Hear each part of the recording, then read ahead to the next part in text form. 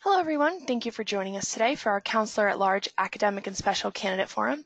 My name is Kelsey Dorado and I'm the Director of Communication and Marketing with NYLA. I will also be serving as your host this afternoon. With us is Beth Lothrop, Corrine Leone, and Simone Yearwood. These are the 2019 candidates for Counselor-at-Large Academic and Special. To pose questions to our candidates, please type them into the questions tab. All attendee microphones are muted. This ensures that Beth, Corrine, and Simone can be heard clearly. Thank you again, and let's get started. Okay, Beth, we're going to start with you for the first question. What makes you excited to be on the NYLA Council? Well, I think it's a great opportunity to bring the perspective of academic and special libraries to NYLA as a whole. Serving as the vice president and now the president of ASLS has really given me the opportunity to explore, the challenges and opportunities that NYLA has in engaging with special and academic libraries across New York. Great, thank you. And Corrine? I believe that interaction among the talented people for the purpose of enriching our profession, which makes me, being a NYLA council member, is very appealing. And it's like Lee Iacocca said, if you want to make good use of your time, you've got to know what's most important and then give it all you've got. We get to embrace the attributes of those in our profession and appreciate what we appreciate in the special library or in the special libraries arena. Be it the plot of a good book, the smell of that book, opening the doors, helping patrons, or any of the above. I look forward to serving on the council. Great, thank you. Simone, what about you? For me, it started in 2017 when I had the privilege of serving on a summit with the Academic Research and Special Library Summit that was led by Jeremy. And it really gave me the opportunity to see what a hole that was missing in academic librarianship, especially when it comes to NYLA. And working with so many different people and getting to recognize that we all recognize that it was an issue excited me about the possibility of someday trying to do a bit more to open up academic librarianship with NYLA itself. Thank you. And our next question is, how has your experience as a librarian prepared you to be on NYLA Council? Corrine, we'll start with you. Oh, okay. I have been a contract library director, a library manager, 24/7. I've been available in a lower income area. I've been a reference librarian in a wealthy area. I've been a virtual librarian, which is phone and email. I've been a librarian 1 and a senior librarian with New York State Docs, and I've done many liaisons with the public library system. And now I serve as a supervising librarian and law library coordinator for the New York State Department of Corrections. So I think all of those combined, all those little tidbits, and then previous to that, I ran restaurants, came from a big family, and I have the energy and the stamina to do it. And I drive 5 hours to come to work to Albany from Buffalo. Good for you. So every week. Simone, what about you? With my experience, I'm involved in a lot of things, and I'm involved in things that excite me and I'm interested in. This year specifically, last year I had to take a little bit of a reprieve and step back from things, and this year I'm getting my footing. So this year I'm serving as the chair to the the Academic Senate. I'm also the deputy chief librarian here within my own institution. And I work with, we have a consortial library group, and I work with a number of those groups. I originally started off as an access services librarian and managing 6 different units. And I think with all of that managing, I've learned that I'm not a micromanager. So that allowed my team to get to grow, learn how to do things independently, and I stepped in as needed. And I think that that helped me get to where I am today and to be able to free me up to do some work independently of the college itself. Thank you. And Beth? Sure. I've been a reference librarian in a public library, teen librarian. I've worked in technical services in both public and academic libraries. I was a branch manager of a small branch library in a rural setting and the director of a mid-sized library in a more suburban setting. And now I've been with the museum working with special collections and archives for the past 5 years. Since coming to the Strong, I've worked to form a regional group of other special librarians in the Rochester area. We call ourselves RASCL, which is Rochester Area Special Collections, Archives, and Libraries. So it's a group of small and large institutions that have a history focus. It could be a local history division of a local library to other museums, medical museums, the large universities in Rochester. So we meet quarterly to discuss different ways that we can help each other and learn from each other, and also just to find out what challenges and successes we've been experiencing recently. And we've done this will be our 4th year now of putting together a regional archives fair where we show off our institution's collections to the general public, as well as other teachers, educators, other librarians. So I really feel these various experiences help me to understand and respect the different libraries' needs and priorities, and to really see a bigger picture of the library community throughout the state. Great, thank you. And our next question is, how did you get started in academic or special libraries? And Simone, we'll start with you. Okay, to answer that question, it's very, very simple. I started at Queens College as support staff. And CUNY has this beautiful program that if you're a full-time employee, you get a tuition waiver. And I took advantage of the tuition waiver, and I slowly made my way up, completing my degrees, and was eventually appointed in 2011. I started with the library in 1997, and I was appointed into the faculty role in 2011. And that was my introduction to academic librarianship, first as a support staff and then as library faculty directly. But I did have my very first job back in 1979 was Brooklyn Public Library. So who would have thought that all these years later, I became full circle and it ended up being my career. Great, thank you. And Beth, what about you? I came to special libraries from the working in public libraries for about 15 years. And I was really at the point where I was a director of a library, and I found myself not doing the things that I enjoyed about librarianship in the first place.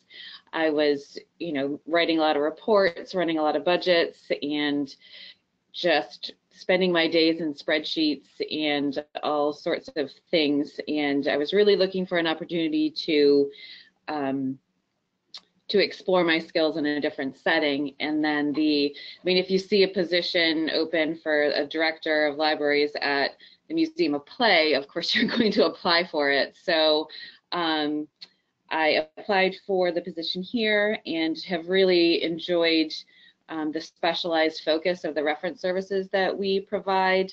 I enjoy working with our exhibits teams and our public programming teams to help the museum have its best face forward for our public. And I've loved working with donors for our collections, and the researchers who come here just research the most fabulously interesting things like Ouija boards and Barbies and all kinds of things. So it's just been really enjoyable in the special library setting to really do more one-on-one reference work with people and working with other members of the teams here at the museum. So it was It was a good choice. I very much enjoyed my public library experience, but I'm very grateful to be in a special library now. Great, thank you. And Corrine, how did you get started? Oh, I'm trying to think of which version I want to tell you. I started in special libraries. What happened was I worked for the public library, the same as Beth, and I was a library manager, and I did not have my MLS. I had gone to school, and I thought to myself, this is a great job. So what I did was I read every book I could read. I'm known for reading encyclopedias and things like that. And then I decided I'm going to get my master's in my mid-30s, and I said, I'm going to do this. So then I became the library director, had a library built because nobody could get the library built. And then the population in the area that I was in started going down. So I'm consistently fighting to keep my job, to keep everything. And then I got really sick, devastatingly sick, chemo, the whole thing. And I said to myself, I can do anything I want to do. And the state test came up, which the state test, and I don't know if any of you are familiar with the senior librarian test, but it's far and few between. It was like 9 years in between or 10 years. And I said, I'm going to take this test. Well, I scored very well. I ended up getting the first facility I went to, I got my interview, and I became a senior librarian in a prison. And I thought to myself, what am I doing? And my mother even said to me, do you need a job that bad? But however, I've worked and learned as much as I can learn to be the first librarian promoted in the Department of Corrections from a facility to a directorship job, which basically is, I don't know, I guess that's how I started. So that's where I came from. I came from the bottom and worked my way up, just like the other two candidates, and I'd like to wish them good luck as well. Great, thank you. And our next question is, in your opinion, what more can NYLA do to better engage academic and special librarians? And Beth, we'll start with you. Sure.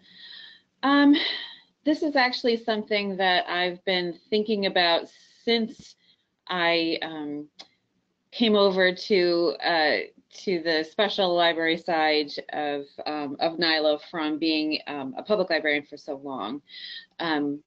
I was really, NYLA and public libraries have a longstanding natural relationship, from everything from conference programming to legislative issues that are on the forefront.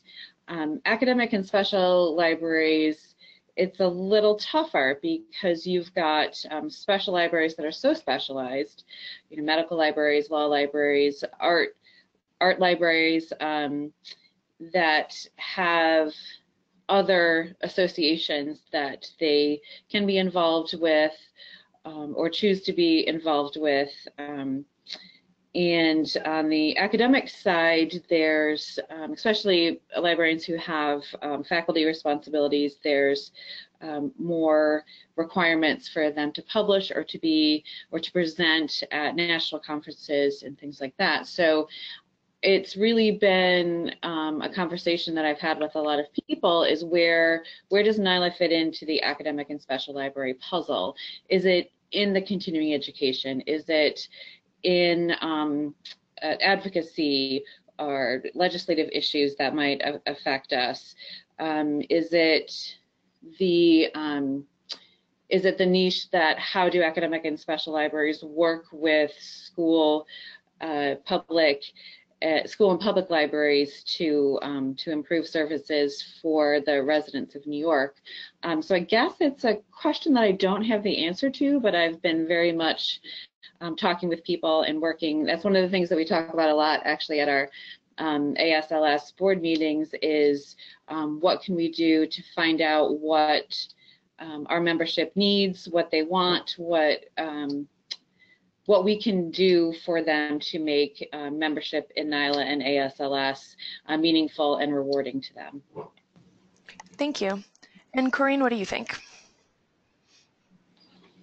Everything Beth said, plus, it was absolutely great.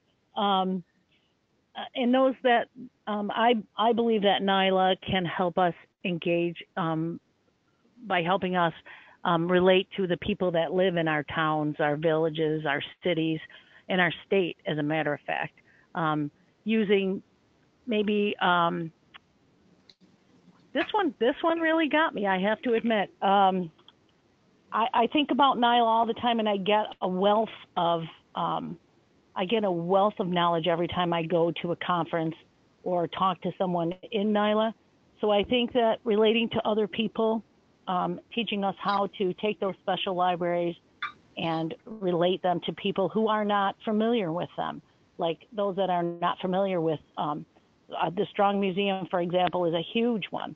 I went there for the first time for NYLA last year, and it opened my eyes to so much more. So I think somehow to figure out a way to brainstorm, to open our eyes and get our citizens involved and engaged, and our constituents, our membership. Great, thank you. And Simone, what do you think we can do to better engage academic and special librarians? Speaking from the academic library side, there's several ideas that I've been playing with. One is offering job training opportunities, especially opportunities that reflect the current job trends. We have, in academia especially, we've started to change the names of titles. We no longer have simple reference and instruction librarians. We're coming up with instructional design, scholarly communication, digital humanities. And I'm not sure if library schools have done the necessary job to prepare new librarians to apply for the jobs that are being offered. So I think NYLA would have an opportunity to work with library school programs. And I teach in Queens College Library School program. So I do know that they do not focus on academia. People just fall into academia. So even in library school, it's sort of like the stepchild on the side, where their focus goes to school libraries or public librarianship, not necessarily academia. I think NYLA can also do something to assist, whether it's current library leaders or especially new library leaders. I don't think they have enough opportunity. They sort of get the job and then they're left there dangling. I think if there was some type of support group for them, that would be amazing. And as I said, just revamping the library information science programs. So something along those lines is what I think. Thank you so much. We have one more question in the queue, but I encourage everyone to get their questions in while we're answering this one. So our next question is, if elected, what is one thing you would like to see the NYLA Council take up as a project or a policy matter? Corrine, we'll start with you. Oh, can you repeat it for me again? Definitely. If elected. What is one thing you would like to see the NYLA Council take up as a project or a policy matter?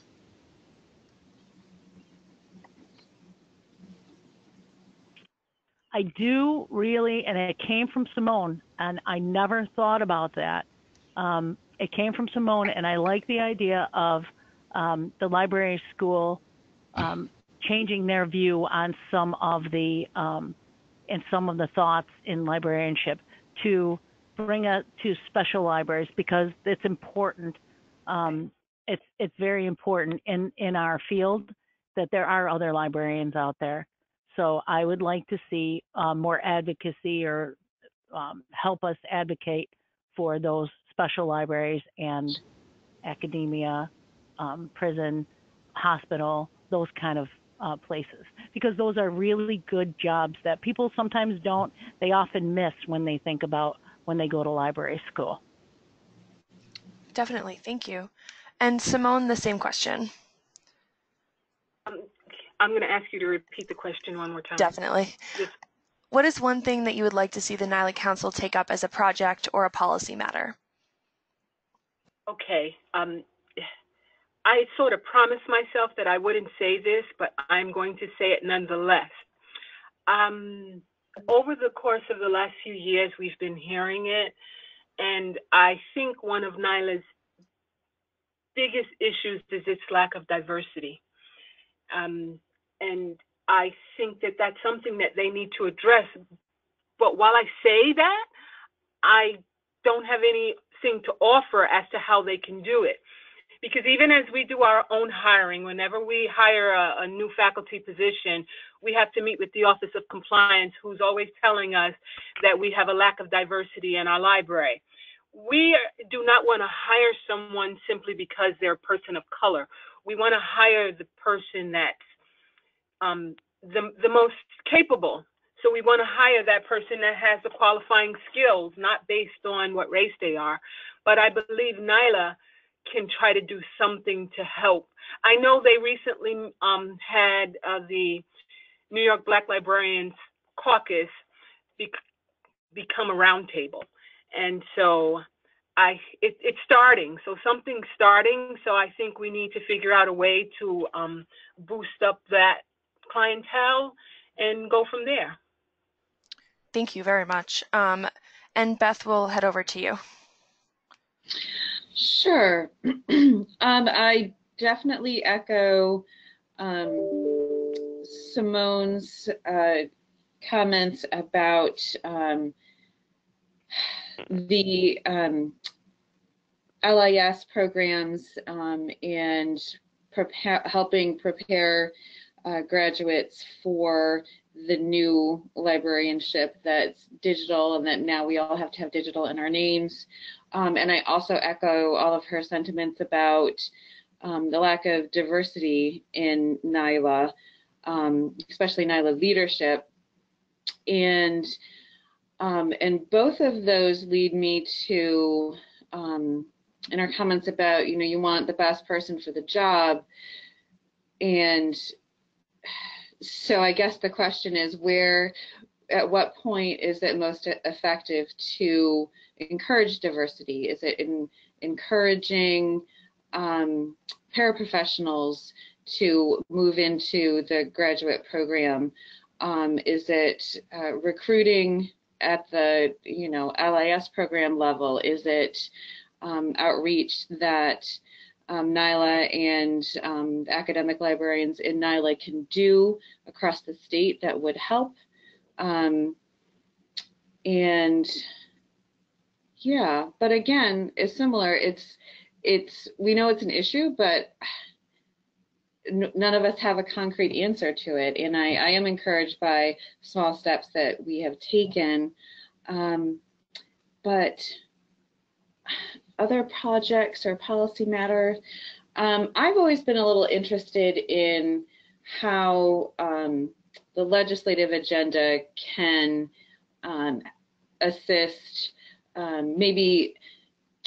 maybe a niche that NYLA can fill for academic librarians and special librarians is one that's not necessarily filled by their SUNY law or local ACRLs, is legislative issues that affect the state that affect academic libraries, sort of the NDAs that the vendors force us to sign, or requiring the requirement to have an MLS school librarian in each, or certified school librarian in each school district.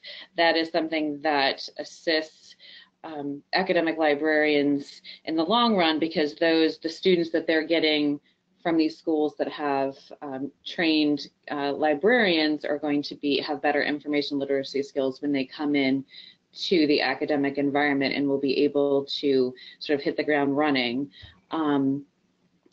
Again, it's, I don't have the exact answer, but those are the things that I'm interested in exploring, if there's a way that legislatively we can connect with academic and special librarians in a way that they're not getting that from different associations. Great, thank you.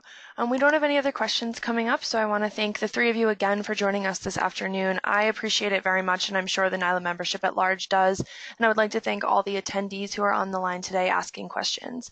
I also would like to remind everyone that the ALA Chapter Counselor Forum is tomorrow, and the Counselor-at-Large for school is next week. If you are interested in either of those, please register today. Thank you again, everyone. Okay. Bye. Thank you.